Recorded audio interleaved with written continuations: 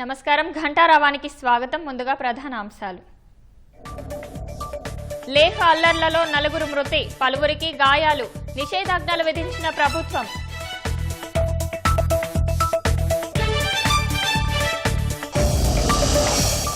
ధ్వజారోహణంతో మొదలైన తిరుమల శ్రీవారి బ్రహ్మోత్సవాలు. కాసేపట్లో స్వామివారికి పట్టు వస్త్రాలు సమర్పించనున్న సీఎం.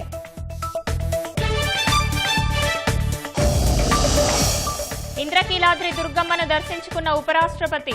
పున్నమి ఘాట్ వద్ద విజయవాడ ఉత్సవ్కు హాజరు.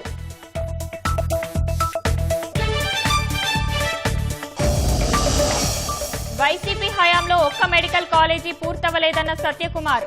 ప్రైవేటీకరణకు పీపీపీకి మధ్య తేడా తెలియట్లేదని విమర్శ. బీహార్లో అట్రాసిటీ చట్టం అమలు కావట్లేదన్న రాహుల్. అన్ని వెనుకబడిన వర్గాలకు గౌరవం లభించాలని సూచన.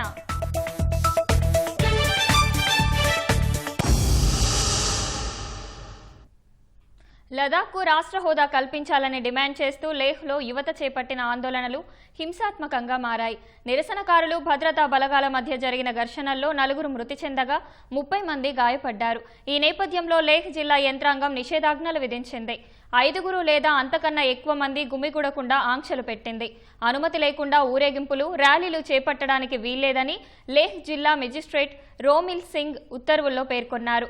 ప్రజల ప్రాణాలకు ముప్పు ఉండటంతో ఈ నిషేధాజ్ఞలు విధిస్తున్నట్లు తెలిపారు. పోలీసులు జరిపిన కాల్పుల్లో 4 మృతి చెందారని నిరసనకారులు ఆరోపించారు. లదాఖ్కు రాష్ట్ర హోదా డిమాండ్ చేస్తూ లేహ్లో పెద్ద ఎత్తున ఆందోళనకారులు రోడ్డెక్కారు. వందలాది యువత వీధుల్లోకి వచ్చి ఆందోళనలు చేపట్టారు. బీజేపీ కార్యాలయంపై దాడి చేసి నిప్పు పెట్టారు. ఓ పోలీస్ వాహనాన్ని తగలబెట్టారు. చెదరగొట్టేందుకు వచ్చిన పోలీసులతో ఘర్షణకు దిగారు. పలువురు పోలీసులపై రాళ్లు రువ్వారు. దీంతో పోలీసులు బాష్పవాయువు ప్రయోగించారు. అటు లదాఖ్కు రాష్ట్ర హోదా కల్పించాలని డిమాండ్ చేస్తూ 15 రోజులుగా నిరాహార దీక్ష చేస్తున్న సోనం వాంగ్చుక్ దీక్ష విరమించారు. హింసాత్మక చర్యలకు పాల్పడవద్దని యువతకు పిలుపునిచ్చారు.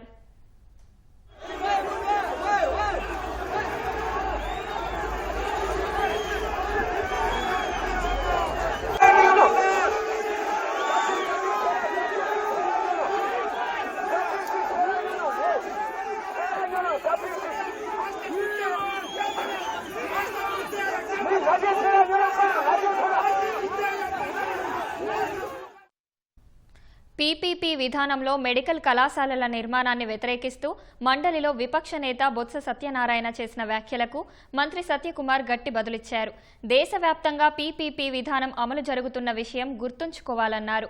పీపీపీ విధానానికి నిరసనగా వైసీపీ ఎమ్మెల్సీలు వాకౌట్ చేస్తున్నట్లు బొత్స సత్యనారాయణ చెప్పగా సమాధానం వినే పరిస్థితిలో విపక్షం లేకపోవడం దురదృష్టకరమని మంత్రి అన్నారు. ముఖ్యమంత్రి ప్రభుత్వం తీసుకున్న నిర్ణయం కాబట్టి ఈ నిర్ణయాన్ని మేము వ్యతిరేకిస్తే అది దురదృష్టం. ప్రభుత్వం వస్తుంటే పోతుంటాయి. పోరాటం చేస్తాం అధ్యక్ష. ఒకవేళ తప్పించేది ఎవరైనా సరే మళ్ళీ చెప్తున్నాం అధికారపూర్వకంగా ఇవాళ మేనేజ్గా ఏ భక్తి సంస్థ తీసుకొచ్చి దీంట్లో వ్యాపారం చేస్తాము కానీ ఎవరైనా కోర్టు చేసినా ప్రజల మద్దతుతో మళ్ళీ వస్తాం అధ్యక్ష. తప్పకుండా వాటిని రద్దు చేసి ప్రజలకు మళ్ళీ తీసుకుని దాంట్లో ఇంకో రాష్ట్ర మంత్రి గారు మీరు 30 సంవత్సరాలు 40 సంవత్సరాలు 50 సంవత్సరాలు మళ్ళీ అధికారం రారని ఓ ఆ దేవుడే భగవంతుడు చూస్తాడు. మీరు 40 సంవత్సరాలు వస్తారో మీరు 30 సంవత్సరాలు ఉంటారో ఉండండి. ఇదే విధానం ప్రజలు కోరుకుంటే మాకు అభ్యంతరాలే. కానీ ఏ ప్రజలు కూడా దీన్ని కోరుకోరు అధ్యక్ష. ప్రజలు ఎప్పుడు చూస్తే మేము మీ ఈ హౌస్ నుంచి నాకు తెలిసి ఇటువంటి చేస్తారని వినాలి అధ్యక్ష. సమాధానం చాలా వరకు మాట్లాడారు. సమాధానం తెలుసుకోవాలండి. మీకు వినండి, చెప్పినందుకు నచ్చకపోతే మంత్రి అన్నప్పుడు గౌరవంగా ఆగాలి కాబట్టి ఆగాను.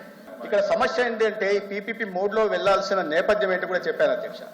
8,480 కోట్లు అయితే ఖర్చు పెట్టాల్సి ఉంటే 4 ఏళ్లలో కేవలం 1,550 కోట్లు మాత్రమే ఖర్చు పెట్టారు. మా ప్రభుత్వం వచ్చి 1 సంవత్సరంలోనే 787 కోట్లు ఇచ్చిన విషయాన్ని నేను చెప్పాను ముందు. నెంబర్ 1 వినాలి అధ్యక్ష. వినాలి. ఇంకా మళ్ళీ వెళ్ళిపోయాం. సభ్యులు చాలా ప్రశ్నలు అడిగారు, మంచి ప్రశ్నలు అడిగారు. వాటికి నేను సమాధానం క్లారిఫై చేసిన బాధ్యత అండి. 4 సంవత్సరాలు చెప్తారు. ఏ రోజు మేము ఫౌండేషన్ వేసాము. ఆ తర్వాత 2 సంవత్సరాలు మరి ఎవరైనా సరే కోవిడ్ టైంలో బయటకు వచ్చారా? 7 సంవత్సరాలు దాని తాలూకా స్పాన్ ప్రతి ఎవ్రీ ఇయర్ దాన్ని అప్లై చేసుకుంటూ దానికి కావాల్సిన ఫెసిలిటీస్ మనం పెట్టుకుంటూ అవన్నీ చేసుకుంటూ ఫుల్ ఫ్లెడ్జ్డ్ గా వెళ్తుంది కార్యక్రమం. 200 కోట్ల పనులు అయ్యేవి, ఆ పనులకు బిల్లు ఇవ్వలేదు. ఎస్, దాన్ని అంగీకరిస్తున్నాం. ఈ రాష్ట్రంలో 60 సంవత్సరాలు ప్రజా ఆరోగ్యానికి ప్రైవేట్ వాళ్ళకి తాకట్టు పెడతాం. ఎంత సిగ్గాధ్యక్ష అది, ఈ ధర్మాధ్యక్ష అది. ఈ విధానానికి నిరసనగా మేము వాకౌట్ చేస్తాం. ఇవాళ ఈ నేషనల్ ఇన్ఫ్రాస్ట్రక్చర్ పైప్ లైన్ కింద పీపీపీ మోడల్లో పనులు జరుగుతున్నాయి అధ్యక్ష. ఇదే రాష్ట్రంలో పీపీపీ మోడల్లోనే నేషనల్ హైవేల నిర్మాణం జరిగింది అధ్యక్ష. ఆ విషయం తెలుసు. ఆ యాజమాన్య హక్కులు ప్రభుత్వం దగ్గరే ఉంటాయి, ఆ కాంట్రాక్టర్ దగ్గర ఉండవనే విషయాన్ని వీళ్ళు అర్థం చేసుకోవాల్సిన అవసరం ఉంది అధ్యక్ష. పీపీపీ మోడల్లో ఏ దేశంలో లేదని ఘంటాపదంగా బల్లగుద్ది చెప్పారు అధ్యక్ష. వాస్తవాలు వేరేగా ఉన్నాయి అధ్యక్ష. పీపీపీ మోడల్లో ఈ మెడికల్ కాలేజీలు నిర్మాణం జరిగిన రాష్ట్రాలు అనేకం ఉన్నాయి అధ్యక్ష. ఉదాహరణకు కొన్ని చెప్తాను అధ్యక్ష. మధ్యప్రదేశ్ లో 5 ప్రాంతాల్లో, భోపాల్లో, ఇండోర్ లో, జబల్పూర్ లో, బాలాఘాట్ లో, కట్నీలో ఇదే నేను చెప్పిన design, finance, build, operate, transfer విధానంలో ఇవాళ మెడికల్ కాలేజీల నిర్మాణం జరుగుతుంది అధ్యక్ష. అది లీజ్ పీరియడ్ 99 సంవత్సరాలు ఉంటే మేము ఇక్కడ దాన్ని 33 సంవత్సరాలకు తగ్గించాం అధ్యక్ష.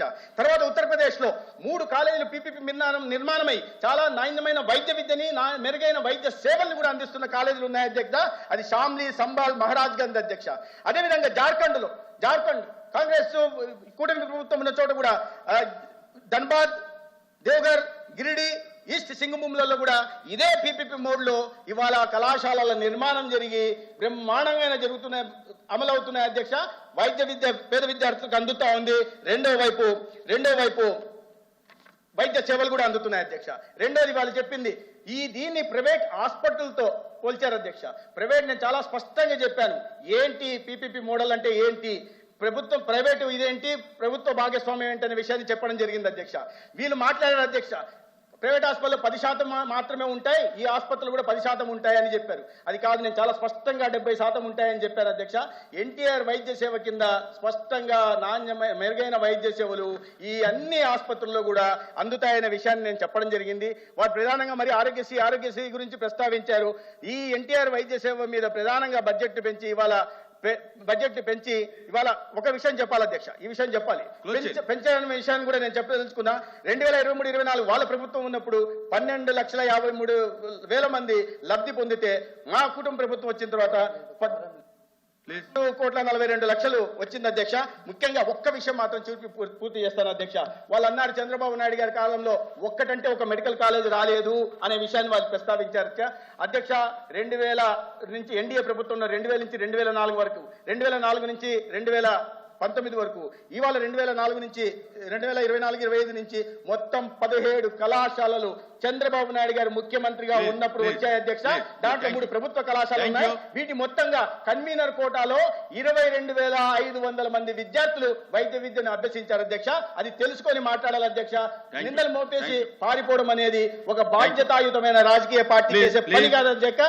సిగ్గుపడాల్సిన అవసరం ప్రతిపక్షాలు. 4 ఏళ్లలో ఒక్కటంటే ఒక్క మెడికల్ కళాశాల నిర్మాణాన్ని వైసీపీ ప్రభుత్వం పూర్తి చేయలేదని వైద్యారోగ్య శాఖ మంత్రి సత్యకుమార్ అన్నారు. వైసీపీ పార్టీ కార్యాలయాలు నిర్మించడంపై పెట్టిన దృష్టి వైద్య కళాశాలలపై పెట్టలేదన్నారు. వైద్య కళాశాలలపై ప్రభుత్వ విధానంపై శాసన మండలిలో స్వల్పకాలిక చర్చ జరగ్గా మంత్రి సత్యకుమార్ ప్రభుత్వ విధానాన్ని వివరించారు. పీపీపీ విధానంలో 10 వైద్య కళాశాలలను వేగంగా పూర్తి చేయాలని కూటమి సర్కార్ నిర్ణయించిందన్నారు. ప్రైవేటీకరణకు పీపీపీకి తేడా తెలియకుండా 5 ఏళ్లు సీఎంగా జగన్ చేయడం దురదృష్టకరమన్నారు. ఈ సందర్భంగా జోక్యం చేసుకున్న బొత్స సత్యనారాయణ చర్చకు సమాధానం ఇవ్వకుండా మంత్రి మాట్లాడడం సరికాదన్నారు. ఈ సందర్భంగా సభలో కాసేపు గందరగోళం నెలకొంది. బొత్స వ్యాఖ్యలను మంత్రులు మనోహర్, పార్థసారథి, సత్యకుమార్ తిప్పికొట్టారు. పార్వతీపురంలో అధ్యక్ష ప్రతిపక్షాన్ని వినమనండి అధ్యక్ష.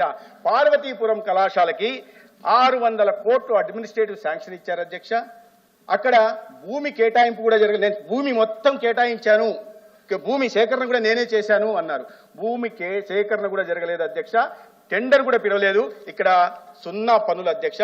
అత్యంత వెనుకబడిన ప్రాంతం, గిరిజన ప్రాంతాల్లో గిరిజన విద్యార్థులకి విద్యను అభ్యసించడానికి అవకాశం ఉన్న చోట ఈ రకంగా చేశారు అధ్యక్ష. కానీ పులివెందులకు మాత్రం అధ్యక్ష 500 కోట్ల అడ్మినిస్ట్రేటివ్ శాంక్షన్ అయితే అధ్యక్ష 396 కోట్ల 16 లక్షలు చెల్లించారు అధ్యక్ష. అక్షరాల 396 కోట్ల 16 లక్షలు చెల్లించారు అధ్యక్ష. ఇక సేఫ్ క్లోజర్ కోసం మా ప్రభుత్వం వచ్చిన తర్వాత ఎటువంటి వివక్ష చూపకుండా 6 కోట్ల 14 లక్షలు గతంలో చూశాం అధ్యక్ష. గత ముఖ్యమంత్రి వాడారని చెప్పి ప్రజావేదికని అడ్డంగా కూల్చేశారు అధ్యక్ష. అటువంటి పని చేయకుండా 396 కోట్ల మీరు చేస్తే 6 కోట్ల 14 లక్షలు ఇవ్వడం జరిగింది. మొత్తం 1550 కోట్లు గత ప్రభుత్వం ఖర్చును పెట్టిన దాంట్లో ఈ 396 కోట్లు బిల్లులు చెల్లింపు చేసింది 26% అధ్యక్ష. అంటే కేవలం ఈ పులివెందులు మాత్రమే పూర్తి చేయాలనుకున్నారా లేదా ఇతర వైద్య కళాశాలలు పూర్తి చేయాలనుకున్నారో గతంలో ముఖ్యమంత్రి గారు చెప్పాల్సిన అవసరం ఉంది అధ్యక్ష. లేదా కేవలం పులివెందులకు మాత్రమే ముఖ్యమంత్రిగా అనుకున్నారా లేదా మొత్తం ఆంధ్రప్రదేశ్ ముఖ్యమంత్రిగా ఆయన వ్యవహరించారా అనేది కూడా ఒకసారి ఆత్మవిమర్శ చేసుకోవాల్సిన అవసరం ఉంది అధ్యక్ష. భూమి సేకరణ లేకుండా సమాధానం చెప్పమనండి. భూమి సేకరణ లేకుండా భవన నిర్మాణాలు సాధ్యమవుతుందా? మీరు ఇక్కడ తాడేపల్లి ప్యాలెస్ లో భూమి కొనకుండానే భూమి లేకుండానే భవన నిర్మాణం చేశారా? ఇడుపులపాయల భూమి లేకుండానే భవన నిర్మాణం చేశారా? బెంగళూరులో 12 ఎకరాలు కొనకుండానే భూమి సేకరణ చేయకుండానే భవన నిర్మాణాలు చేశారా? రిషికొండను గుండు కొట్టి భవన నిర్మాణం చేశారా భూమి లేకుండా? ఏం మాట్లాడుతున్నారు అధ్యక్ష? భూమి సేకరణ చేయకుండా మేము కట్టామంటున్నారు. 4 ఏళ్లలో 1550 కోట్లు మాత్రమే ఖర్చు పెట్టి ఒక్కటంటే ఒక్క వైద్య కళాశాలను పూర్తి చేయలేకపోయారు. కానీ 2 సంవత్సరాల్లో సొంతంగా ఉండడం కోసం ప్రజాధనాన్ని దుర్వినియోగం చేసి ప్రభుత్వ ఖజానా నుంచి 451 కోట్లతో అద్భుతమైన ప్యాలెస్ కూడా నిర్మించుకున్నారు. కానీ పేద విద్యార్థులకి వైద్య విద్యను అందించాలనే ఒక లక్ష్యంతో గత ప్రభుత్వం పనిచేయలేదు అధ్యక్ష. 17 కళాశాలలు నిర్మించలేకపోయారు. కానీ 4 ఏళ్లలో 2 ఏళ్లలో అద్భుతంగా ప్రతి జిల్లా కేంద్రంలో కూడా వైఎస్ఆర్సీపీ పార్టీ కార్యాలయం నిర్మించుకున్నారు. అది వాళ్ళ సొంత విషయం, నేను తెలుసుకోలే. మీ పార్టీ కార్యాలయం నిర్మించుకోవడం మీద ఉంటున్న చిత్తశుద్ధి పేద విద్యార్థులు విద్యను అభ్యసించడానికి ఉంటున్న వైద్య కళాశాలల మీద ఎందుకు పెట్టలేదు? పేదలకు మెరుగైన వైద్యం అందించాల్సిన ఆసుపత్రుల మీద ఎందుకు పెట్టలేదని మాత్రమే నేను ప్రశ్నిస్తున్నా అధ్యక్ష. దానికి సమాధానం చెప్పాల్సిన అధ్యక్ష. ప్రైవేటీకరణకి పబ్లిక్ ప్రైవేట్ పార్ట్నర్షిప్ కి తేడా తెలియకుండా గతంలో ముఖ్యమంత్రిగా 5 సంవత్సరాల పాటు ఒక వ్యక్తి పని చేశాడంటే ఈ రాష్ట్రం చేసుకున్న దౌర్భాగ్యం అధ్యక్ష.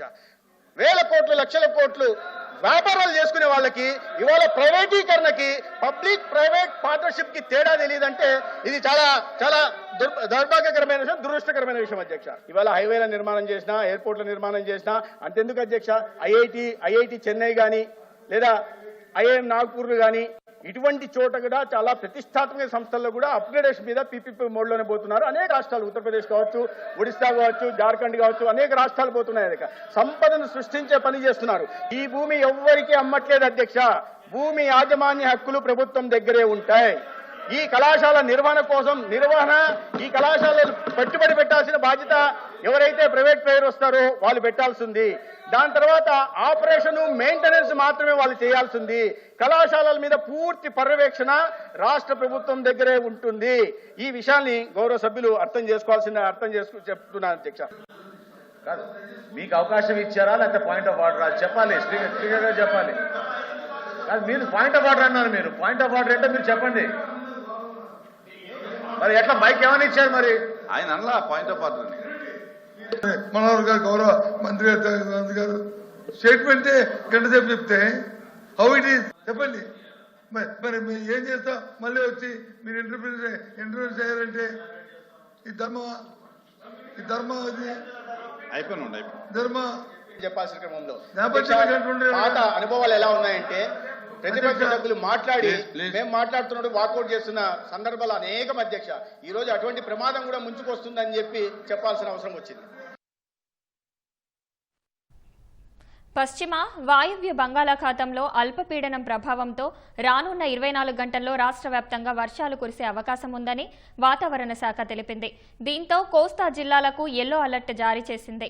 వారం రోజుల పాటు వర్షాలు కురిసే అవకాశం ఉందని చెబుతున్న వాతావరణ శాఖ అధికారి జగన్నాథ కుమార్తో మా ప్రతినిధి ఆదిత్య పవన్ ముఖాముఖి. గడిచిన 24 గంటల్లో రణస్థలంలో 9 సెంటీమీటర్ల వర్షపాతం నమోదైంది. మరోవైపు మిగతా ప్రాంతాల్లో కూడా 5 సెంటీమీటర్లు మించిన వర్షపాతం నమోదైంది.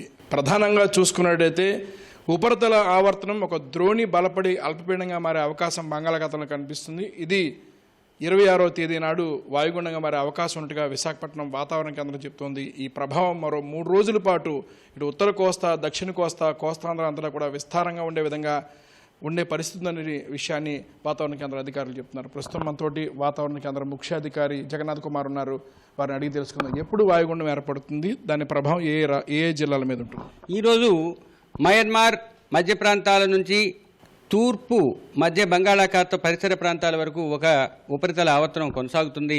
ఈ ఉపరితల ఆవర్తనం రాబోయే 24 గంటల్లో పశ్చిమ దిశలో పయనించి అల్పపీడనంగా పరిణామం చెంది ఉత్తర మరియు మధ్య బంగాళాఖాత ప్రాంతాలలో కొనసాగే అవకాశం ఉంది. 26వ తేదీ నాటికి ఇది వాయుగుండంగా పరిణామం చెందే అవకాశం ఉండి దక్షిణ ఒడిశా, ఉత్తర కోస్తా ఆంధ్రప్రదేశ్ తీరాల ఆవల వాయుగుండంగా కొనసాగే అవకాశం ఉంది. 27వ తేదీ నాటికి దక్షిణ ఒడిశా, ఉత్తర కోస్తా ఆంధ్రప్రదేశ్ మధ్య తీరాన్ని తాకే అవకాశం ఉంది. ఈ ప్రభావం వలన రాబోయే వారం రోజులు కూడా చెదురుముదురు నుంచి అత్యధిక ప్రాంతాల వరకు తేలికపాటి నుంచి మోస్తరు వర్షాలు పడే అవకాశం ఉంది. ముఖ్యంగా మొదటి రోజు పలు ప్రాంతాలలో, రెండవ రోజు కూడా పలు ప్రాంతాల్లో తేలికపాటి నుంచి మోస్తరు వర్షపాతం పడే అవకాశం ఉంది. 3-4 రోజుల్లో అంటే 26, 27వ తేదీల్లో అత్యధిక ప్రాంతాలకు విస్తరించే అవకాశం ఉంది.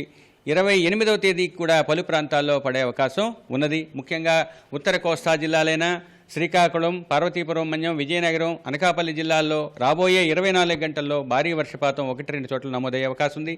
రేపటికి ముఖ్యంగా శ్రీకాకుళం, పార్వతీపురం మన్యం, విజయనగరం, విశాఖపట్నం, అనకాపల్లి, అల్లూరి సీతారామరాజు, పశ్చిమ గోదావరి, ఏలూరు, ఎన్టీఆర్, గుంటూరు, పల్నాడు జిల్లాల్లోని 1-2 చోట్ల భారీ వర్షపాతం అవకాశం ఉంది.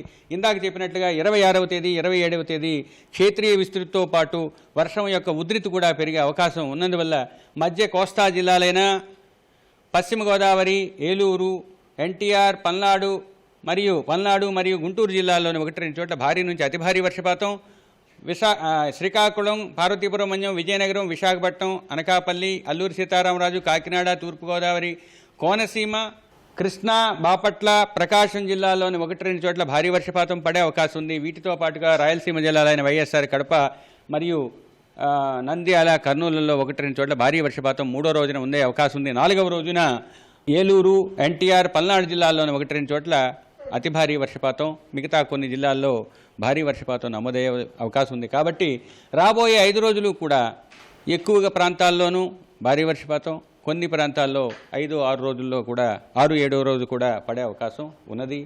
రాబోయే 24 గంటలు తీరా ప్రాంతం వెంబడి మత్స్యకారులు ఉన్నవాళ్లు సురక్షిత ప్రాంతాలకు రావాల్సిందిగా హెచ్చరిక జారీ చేయడం జరిగింది. ఎందుకంటే రేపటి నుంచి 29వ తేదీ వరకు ఈదురుగాలులు 40 నుంచి 50, గరిష్టంగా 60 కిలోమీటర్ల వేగంతో తీరం వెంబడి, తీరం ఆవల కూడా ఉండే అవకాశం ఉంది. ముఖ్యంగా మధ్య బంగాళాఖాతం, ఉత్తర బంగాళాఖాతంలో కూడా 45 నుంచి 55, గరిష్టంగా 65 కిలోమీటర్ల వేగంతో వీచే అవకాశం ఉన్నందువల్ల ఆ ప్రాంతాల్లో ఎక్కడా కూడా 5 రోజులు వేటకు వెళ్ళవద్దని హెచ్చరికలు జారీ చేయడం జరిగింది. ఇది మనం చూడొచ్చు. రేపటి నుంచి ప్రభావం కనిపిస్తుంది. 26న అతి భారీ వర్షాలు ఉన్నాయి. 27వ తారీఖు వాయుగుండం తీరం దాటిన తర్వాత కూడా కోస్తాంధ్ర మీద ప్రభావం చూపించే అవకాశం ఉందని వాతావరణ శాఖ అధికారులు చెబుతున్నారు. కెమెరా పర్సన్ సురేష్తో ఆదిత్య పవన్, విశాఖపట్నం. సత్యసాయి జిల్లా హిందూపురం చేనేత కార్మికులకు నిపుణులతో శిక్షణ ఇచ్చేలా ప్రణాళిక సిద్ధం చేశామని ఎమ్మెల్యే బాలకృష్ణ తెలిపారు. హిందూపురంలో స్మాల్ క్లస్టర్ డెవలప్మెంట్ ప్రోగ్రాం ఏర్పాటుపై సచివాలయంలో మంత్రి సవితతో కలిసి బాలకృష్ణ వీడియో కాన్ఫరెన్స్ నిర్వహించారు. మారుతున్న కాలానికి అనుగుణంగా నేతన్నలకు శిక్షణ ఇస్తున్నామని, చేనేత కార్మికులు గౌరవంగా జీవించేలా ఎస్సీడీపీతో ఎంతో సాయం చేస్తోందని బాలకృష్ణ అభిప్రాయపడ్డారు. హిందూపురంలో చేనేతలకు ఉపాధితో పాటు ఆధునిక దుస్తుల తయారీలో శిక్షణ ఇచ్చేలా కేంద్ర ప్రభుత్వం ఎస్సీడీపీ మంజూరు చేసిందని మంత్రి సవిత స్పష్టం చేశారు. ఈ క్లస్టర్తో 292 మంది నేతన్నలకు లబ్ధి చేకూరనుందని పేర్కొన్నారు. జీఎస్టీ సంస్కరణలతో ధరలు దిగివచ్చాయని, తద్వారా పేద, మధ్యతరగతి ప్రజల కొనుగోలు శక్తి పెరిగే అవకాశం ఉందని 20 సూత్రాల అమలు కమిటీ చైర్మన్ లంకా దినకర్ అభిప్రాయపడ్డారు. వికసిత్ భారత్ లక్ష్యంగా జీఎస్టీ సంస్కరణలను ప్రధాని తీసుకొచ్చారని చెప్పారు. వినియోగదారుల అవగాహన ఫౌండేషన్ ఆధ్వర్యంలో విజయవాడలోని హోటల్ హయాత్ ప్లేస్లో జీఎస్టీ సంస్కరణలపై అవగాహన సదస్సు నిర్వహించారు. ఈ కార్యక్రమానికి లంక దినకర్ ముఖ్య అతిథిగా హాజరయ్యారు. సదస్సులో commercial tax joint commissioner Prashant, chamber of commerce అధ్యక్షుడు Potluri Bhaskar Rao, star hotels association రాష్ట్ర అధ్యక్షుడు ఆర్వి స్వామి తదితరులు పాల్గొన్నారు. జీఎస్టీ సంస్కరణలతో తగ్గిన వస్తు సేవల ధరలపై సమావేశంలో చర్చించారు. తగ్గిన జీఎస్టీ రేట్లు ప్రజలకు అందాలని, వినియోగదారులకు ప్రయోజనం అందకుండా చేసే వారిపై చర్యలు చేపట్టాలని అధికారులను ఆదేశించారు. జీఎస్టీ సంస్కరణ వల్ల వచ్చేటటువంటి ప్రయోజనాలు ఏంటి అనేటటువంటి అంశము, వాటికి సంబంధించి ఏమైనా ఇబ్బందులు అయితే ఏ విధంగా అధికారుల దృష్టికి తీసుకురావాలి అనేటటువంటిది. జీఎస్టీ ఇంతకు ముందు ఉన్నటువంటి 4 స్ట్రక్చర్ల నుంచి 2 స్ట్రక్చర్లకు తీసుకురావటం, దానివల్ల వివిధ రకాల వస్తువులకి సంబంధించి పేద మధ్యతరగతి ప్రజలకి యొక్క వినియోగదారులు ఎవరైతే ఉన్నారో వారికి జీఎస్టీ తగ్గటం వల్ల కొనుగోలు శక్తి పెరిగి వారి ఇతరత్ర అవసరాలకి ఏ విధంగా వాడుకోవచ్చు. దాదాపు 90% మంది ప్రజలు భారతదేశంలో ప్రత్యక్షంగా పరోక్షంగా ఈ జీఎస్టీ సంస్కరణ వల్ల మేలు చేకూరేటటువంటి పరిస్థితి. అయితే ఎప్పుడైతే ఇటువంటి సంస్కరణ తీసుకురాగానే కొంతమంది వ్యాపారస్తులు ఆ లాభాన్ని ఎవరైతే వినియోగదారుడికి అందాలో వారికి అందకుండా చేసేటటువంటి ప్రయత్నం చేస్తూ ఎంఆర్పి ధరలు మార్చడం, ఇటువంటి కార్యక్రమాలు చేసేవారి మీద కూడా చట్టరీత్యా చర్యలు తీసుకునేటటువంటి యాంటీ ప్రాఫిటింగ్కి సంబంధించినటువంటి క్లాజు ఉంది. అలాగే అధికారులకి ఇటువంటి అంశాలని వినియోగదారులు తెలియజేయడానికి కూడా ఒక phone number 1915 toll free number ఒకటి ఉంది. దానికి రింగ్ చేయటం ద్వారా ఎవరైనా ఈ యొక్క ధరలు ద్వారా తగ్గటం ద్వారా మేలు వచ్చేదాన్ని పాస్ కాకుండా చేసేటటువంటి విధంగా వినియోగదారులను ఇబ్బంది పెడితే ఆ యొక్క ఫోన్ నెంబర్ ద్వారా దాన్ని అధికారుల దృష్టికి తీసుకురావడం ద్వారా అటువంటి ప్రయత్నాలు కూడా అరికట్టవచ్చు. కేంద్ర ప్రభుత్వం తీసుకున్న నిర్ణయాన్ని దాన్ని అమలుపరచడానికి ఎట్లా చేస్తే బాగుంటుందనే ఉద్దేశంతో ముఖ్యమంత్రి గారు నిన్న అసెంబ్లీలో కూడా అనౌన్స్ చేశారు. 30 డేస్లో 4 వారాల్లో 4 ప్రోగ్రామ్స్ చేసి 30 రోజుల్లో అవేర్నెస్ చేయడానికి ముందుకు వచ్చినందుకు రాష్ట్ర ప్రభుత్వం తీసుకున్న నిర్ణయానికి ఆంధ్రప్రదేశ్ స్టార్ హోటల్స్ తరఫున ప్రత్యేకంగా ధన్యవాదాలు. మా హోటల్ ఇండస్ట్రీకి వచ్చి చాలా ఫుడ్ ఐటమ్స్లో చాలా వరకు రాయితీలు ఇవ్వడం జరిగింది. ఎల్లవేళలా హోటల్ రంగం జీఎస్టీ దానికి కట్టుబడి ఉంటుందని రాష్ట్ర ప్రభుత్వం కేంద్ర ప్రభుత్వం తీసుకున్న నిర్ణయానికి హర్షదాయకం వ్యక్తం చేస్తున్నాం. బాపట్ల జిల్లా అద్దంకి మండలం శ్రీనివాసనగర్ సమీపంలో జాతీయ రహదారిపై ఎల్పీజీ గ్యాస్ ట్యాంకర్ బోల్తా పడింది.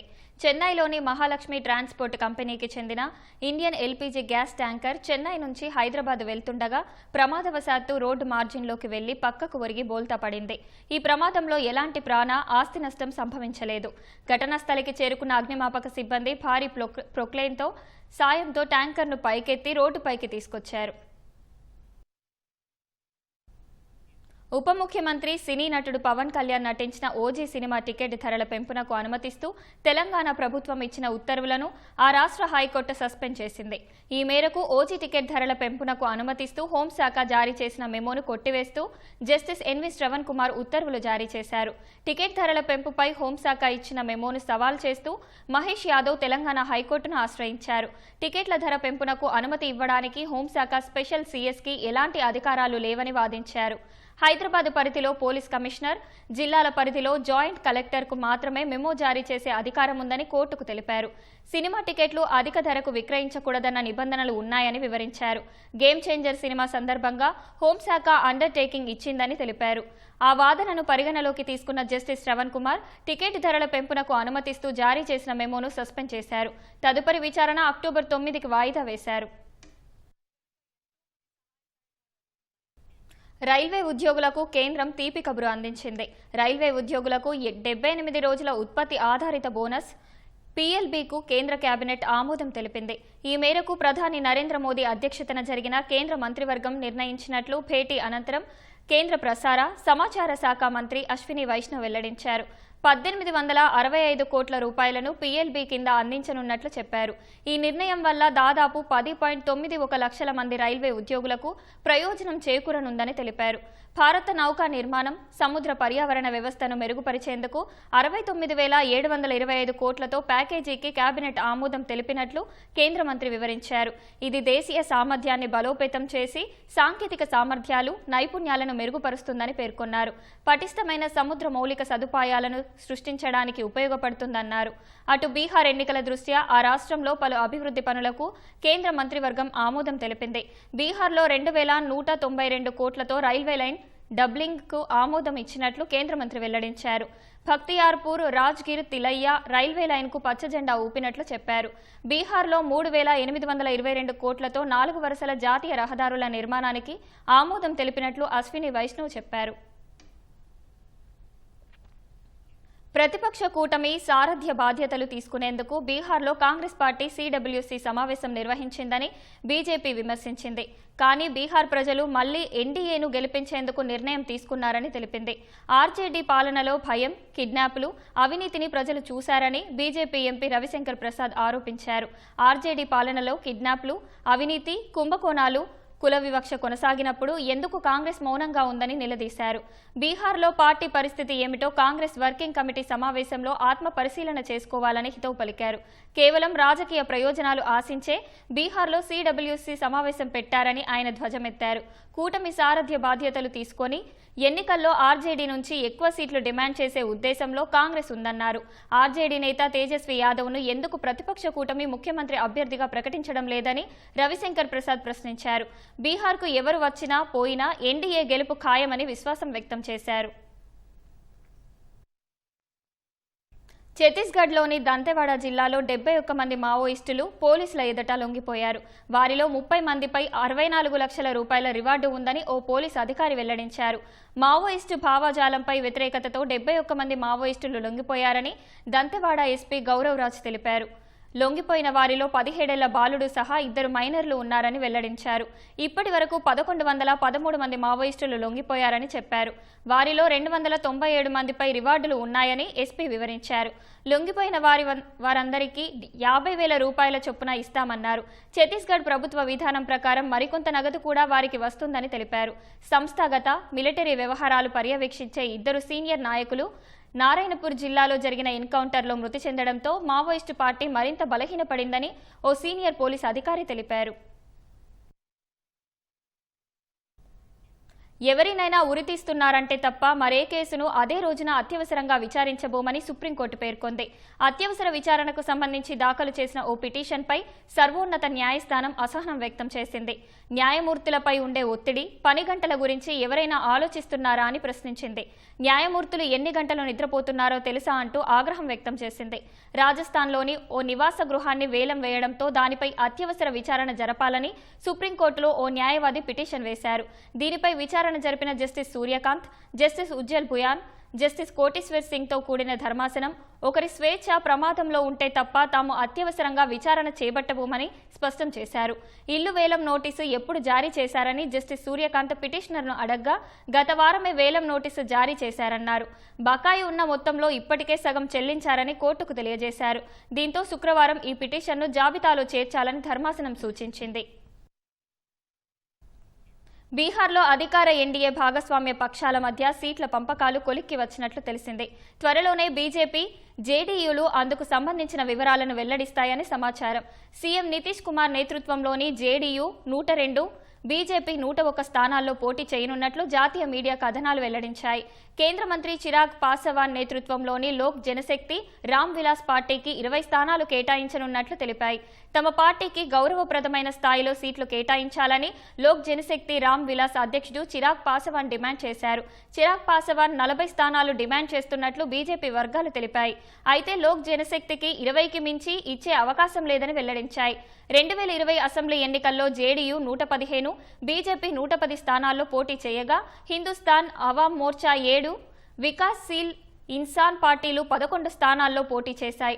243 స్థానాలున్న బీహార్ అసెంబ్లీకి నవంబర్లో ఎన్నికలు జరిగే అవకాశం ఉంది. రష్యా యుద్ధ విమానాలు ప్రవేశిస్తే నాటో సభ్య దేశాలు వాటిని కూల్చివేయాలని అమెరికా అధ్యక్షుడు డొనాల్డ్ ట్రంప్ అన్నారు. ఇటీవల కాలంలో నాటో సభ్య దేశాలైన ఎస్తోనియా, పోలాండ్, రోమేనియా గగనతలంలోకి రష్యా యుద్ధ విమానాలు, డ్రోన్లు ప్రవేశించడంతో ఆయన ఈ మేరకు స్పందించారు. రష్యా ఆర్థిక ఇబ్బందుల్లో ఉందని, ఏదైనా చర్య తీసుకునేందుకు ఉక్రెయిన్కు ఇదే సరైన సమయమని ట్రంప్ పేర్కొన్నారు. రష్యా ఆక్రమిస్తున్న భూభాగాన్ని తిరిగి పొందే స్థితిలో ప్రస్తుతం ఉక్రెయిన్ ఉందని తెలిపారు. ప్రపంచంలోని రెండు భారీ శక్తుల మధ్య వివాదం ముదురుతోంది. నాటో కూటమి దేశాల గగనతలంలోకి రష్యా యుద్ధ విమానాలు దూసుకురావడంపై అమెరికా అధ్యక్షుడు ట్రంప్ సంచలన వ్యాఖ్యలు చేశారు. అవసరమైతే రష్యా విమానాలను కూల్చేస్తామన్నారు. ఐరాస జనరల్ అసెంబ్లీ సమావేశాల సందర్భంగా ఉక్రెయిన్ అధ్యక్షుడు జెలెన్స్కీ ట్రంప్ భేటీ అయ్యారు. తమ గగనతలంలోకి రష్యా యుద్ధ విమానాలు ప్రవేశిస్తే వాటిని నాటో సభ్య దేశాలు కూల్చివేయాలా అని ఓ విలేకరి ట్రంప్ను ప్రశ్నించారు. అవును, కూల్చివేయాలని బదులిచ్చారు. రష్యా అధ్యక్షుడు పుతిన్పై ప్రస్తుతం మీ అభిప్రాయం ఏంటని ప్రశ్నించగా నెల రోజుల్లో తెలియజేస్తానని సమాధానమిచ్చారు. ఇటీవలి కాలంలో నాటో దేశాలైన పోలాండ్, ఎస్తోనియా, రొమేనియా దేశాల గగనతలంలోకి రష్యా ఫైటర్ జెట్లు, డ్రోన్లు ప్రవేశించాయి. ఈ అంశంపై ఇప్పటికే నాటో కూటమి రష్యాను హెచ్చరించింది. తమ సభ్య దేశాల గగనతలంలోకి చొరబడితే సైనికేతర చర్యలు తీసుకుంటామని తెలిపింది. రష్యాకు చెందిన 3 MiG-31 యుద్ధ విమానాలు 10 నిమిషాలకు పైగా ఎస్తోనియా గగనతలంలో విహరించాయని వెల్లడించింది. ఎస్తోనియా యుద్ధ విమానాల రాకతో రష్యా ఫైటర్ జెట్లు వెనుతిరిగాయని వివరించింది. అయితే రష్యా వాటిని ఖండించింది.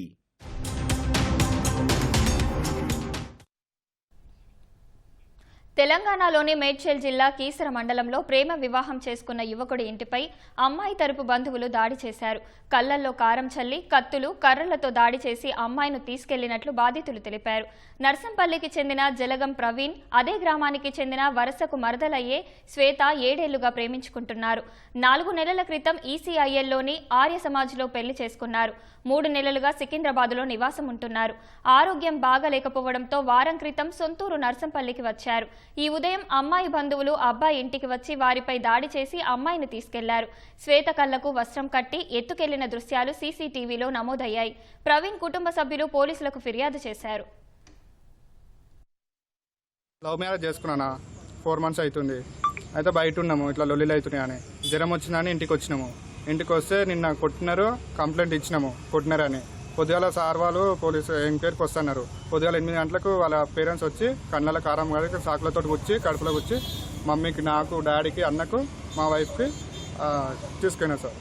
కొట్టిరు సార్. పొద్దున 8 గంటలకు వచ్చి మమ్మల్ని కారం పడి పోసి ఇంటిలో వాళ్ళని కొట్టి పొడిచిరు సార్. కత్తులతోటి, దేశాలతోటి పొడిచి కళ్ళ కారం పోసిరు సార్. నా కొడుకుల చెయ్యి కోసిరు, కొడుకుని చెయ్యిర కొట్టిరు సార్. నా కొడుకును నా చెయ్యి కోసిరు సార్. నెత్తి వాళ్ళ కొట్టిరు సార్. నెత్తి వాళ్ళ కొట్టిరు సార్. ఆ పిల్లని కడుపులో పొడిచిరు, కాళ్ళు చేతులు కట్టి గుంజుకపోయిరు సార్. నా చిన్న కొడుకు కొట్టిరు సార్. నా పెద్ద కొడుకు చెయ్యిరిగిపోయింది సార్. మా ఊరోళ్ళు అందరూ సార్, మా ఊరోళ్ళని కూడా అడగరు సార్. మమ్మల్ని చంపుతామంటారు సార్. నిన్న కూడా వచ్చి కొట్టిరు సార్. నిన్న కూడా అందరు చూసారు సార్. రికార్డు కూడా సార్ వాళ్ళకి చూపెట్టినాము సార్. వాళ్ళు ఏమంటారు, పొద్దున వచ్చి ఎంక్వైరీ చేస్తామంటే మేము అప్పుడే వెళ్ళిపోయినాం సార్. తెల్లాటాకల్లో వచ్చారు సార్. కారు వేసుకొని ఇంటి లాల్ నుంచి కారం పడి కొట్టిరు సార్. కారం పడి కొడుతుంటే కూడా అందరు చూసారు. ఆపేరు కూడా సార్. ఆపుతుంటే కూడా ఆగలేదు సార్. కొట్టిరు సార్. ఇక 3-4 పక్కలు పడ్డాయి సార్. హాస్పిటల్ పోయినాం సార్. మా కోడళ్ళు అందరూ వచ్చారు సార్. కన్నాల బకెట్లు నీళ్లు తెచ్చి పోసారు సార్. నాకు పచ్చి బట్టలతో గురికొస్తే పోలీస్ స్టేషన్ లో క్లీన్ చేస్తాము. ఉండి బట్టలు వేరే బట్టలు మార్చింది సార్ నాకు. శరన్నవరాత్రి ఉత్సవాల్లో భాగంగా విశాఖ బురుజుపేటలోని శ్రీ కనక మహాలక్ష్మి అమ్మవారికి 1,00,000 చామంతులతో అర్చన చేశారు.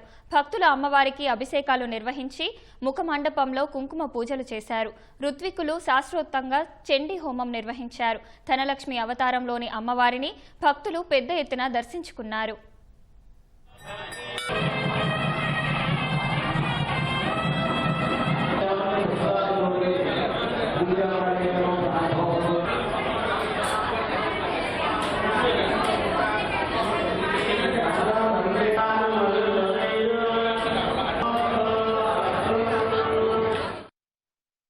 ఈరోజు అమ్మవారు ధనలక్ష్మి అవతారము. 9 రోజులు విశేష అలంకారాలు ఉన్నాయి. దేవస్థానం ఆచార వ్యవహారాలను బట్టి అలంకారాలు నడుస్తున్నాయి. భక్తులందరూ దర్శించి అమ్మవారిని అమ్మవారి ఆశీస్సులు తీసుకోవాల్సిందిగా కోరుతున్నాము. విశేష సంఖ్యలో భక్తులు పాల్గొనవలసిందిగా కోరుతున్నాము. దేవీ శరన్నవరాత్రుల్లో భాగంగా ఈరోజు 3వ రోజు కావున ఈరోజు అత్యంత వైభవపేతంగా ప్రాతకాల పంచామృతాభిషేకం సేవ అనంతరం కనక మహాలక్ష్మి అమ్మవారికి విశేషమైనటువంటి ధనలక్ష్మి అలంకారంతో అలంకారం చేయడం జరిగినది. ఈరోజు మనందరం కూడా భక్తుల యొక్క స్వహస్తాలతోటి లక్ష చామంతి పువ్వులతోటి కూడా మనందరం కూడా అర్చనా కార్యక్రమం చేసుకోవడం జరిగింది. పెరుగుతున్న ఇంధన అవసరాలు, కాలుష్య సమస్యలకు హైడ్రోజన్ ఇంధనం ఏకైక పరిష్కారంగా కనిపిస్తోంది. భారీ ఎత్తున నిల్వ చేయడం, భద్రతాపరమైన సవాళ్లకు తగిన పరిష్కారం కనుగొంటే భవిష్యత్ అంతా హైడ్రోజన్ ఇంధనానిదే అని నిపుణులు గట్టిగా చెబుతున్నారు. వాహనాలు, రైళ్లు, విమానాలు, రాకెట్లు సహా మొత్తం ఆర్థిక వ్యవస్థే హైడ్రోజన్తో నడిచే రోజులు త్వరలో రానున్నాయని వివరిస్తున్నారు.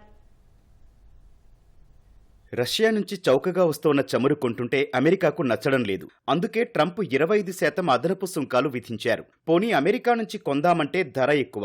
ఇప్పటికే అమెరికా నుంచి కొంత మొత్తంలో భారత్ చమురు కొనుగోలు చేస్తోంది. మన అవసరాలకు సరిపడా పూర్తి స్థాయిలో అగ్రరాజ్యం నుంచి కొనుగోలు చేస్తే అంతిమంగా ప్రజలపైనే భారం పడుతుందని మోదీ సర్కారు తర్జన భర్జన పడుతోంది. మరోవైపు దేశం శరవేగంగా అభివృద్ధి చెందుతున్నందున అన్ని రంగాల్లోనూ ఇంధన అవసరాలు ఇబ్బడి ముబ్బడిగా పెరిగిపోతున్నాయి. పెట్రోల్, డీజిల్ వంటి ఇంధనాల వాడకంతో అనేక నగరాల్లో గాలి కాలుష్యం అవుతోంది. ఒక్కోసారి శ్వాస పీల్చడం కష్టమవుతోంది. ఇలాంటి పరిస్థితుల్లో భారత్ అవసరాలు తీర్చే హరిత ఇంధనంగా హైడ్రోజన్ ఒక్కటే కనిపిస్తోంది. పూర్తి స్థాయిలో పరిశోధనలపై దృష్టి పెట్టి పెద్ద మొత్తంలో హైడ్రోజన్ ఉత్పత్తి చేస్తే భవిత భారత్దేనని నిపుణులు బల్లగుద్ది మరీ చెబుతున్నారు.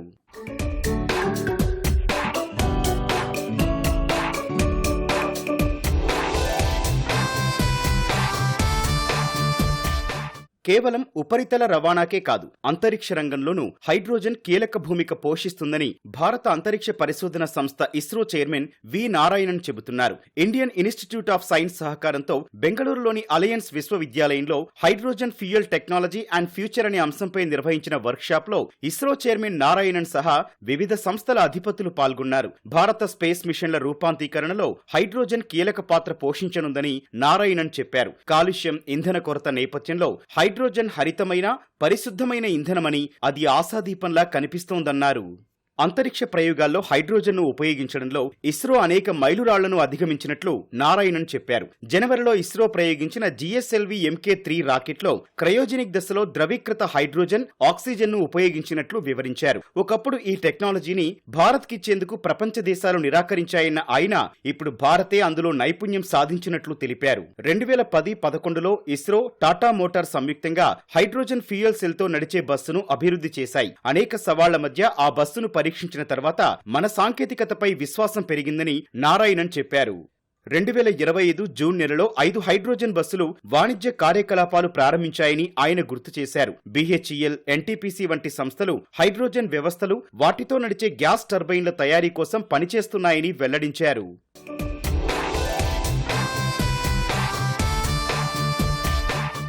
హైడ్రోజన్ను భవిష్యత్ ఇంధనంగా మార్చే క్రమంలో ప్రమాదాలు కూడా పొంచి ఉన్నట్లు నారాయణన్ హెచ్చరించారు.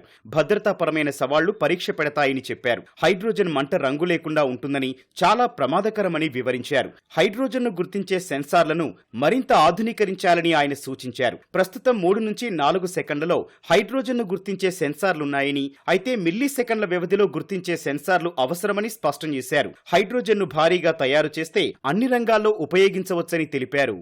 In a rocket engine, along with liquid oxygen, the byproduct is simply steam, water. So it is not hazardous. And same way, today when you talk about greenhouse gases, I think this is one of the solutions for that, reducing those things. And hydrogen can be used in multiple places. One is automobiles, fuel cell for generating electricity, then gas turbine engines. In fact, in future, aircraft engines itself, it can come. And then, of course, we are using extensively up and down in rocket engines. And without liquid hydrogen, liquid oxygen engine, and we cannot have meaningful program. And thereby, the workshop like this will give lot of benefit to the people to exchange the ideas. సుస్థిర భవితకు hydrogen ఇంధనం కీలకమని alliance విశ్వవిద్యాలయం pro chancellor Abhay G Chebbi చెప్పారు. భారత్ ప్రపంచంతో పోటీ పడాలంటే hydrogen పరిశోధన, ఆవిష్కరణలు చేయాలని CSIR director general Kalai Selvi సూచించారు. శిలాజ ఇంధనాలు, పునరుత్పాదక ఇంధనానికి మధ్య హైడ్రోజన్ వారధిగా ఉంటుందని చెప్పారు. నీతి ఆయోగ్ సభ్యుడు డాక్టర్ VK సారస్వత్ హైడ్రోజన్ ఎకానమీని సాధించాలని పిలుపునిచ్చారు. హైడ్రోజన్ నిల్వకు మిథనాల్ ప్రభావవంతమైన సాధనంగా ఉంటుందన్నారు.